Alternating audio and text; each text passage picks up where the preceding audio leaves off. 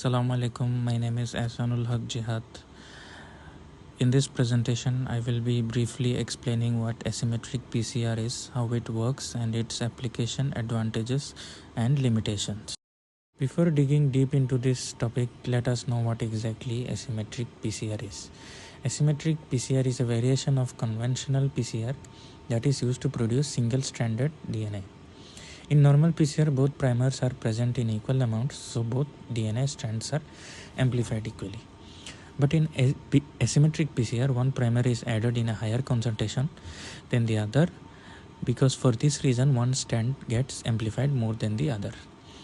As a result, we see that a large amount of single-stranded DNA is produced. This single-stranded DNA we use in many different biology techniques such as DNA sequences, probe preparation, and mutation detection, and etc. etc. Now in this slide we will be discussing how asymmetric PCR works. So the method is explained in 5 points and it's very simple. What actually happens is one primer is used in a higher amount and other one is in a lower amount. At first the DNA is copied normally, just like how the regular PCR works, but after few cycles the primer present in the smaller amount gets used up. But on the other hand, the primer that was present in excess amount is still available, so it keeps making only one strand. As a result, more and more single-stranded DNA is produced, and this is the basic principle of asymmetric PCR. Moving on to the final part. In this part, we will be discussing about the application advantages and limitations of asymmetric PCR.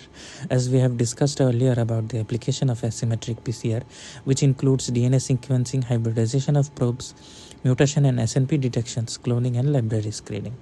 Apart from the applications, we can see there are some advantages and limitations of asymmetric PCR.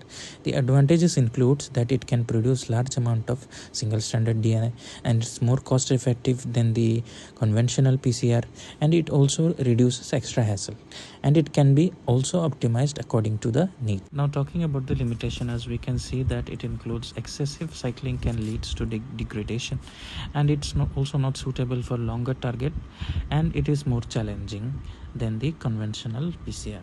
So that's all about asymmetric PCR. As we have discussed its principle, its application, and its advantages and its limitations. Thank you for your attention.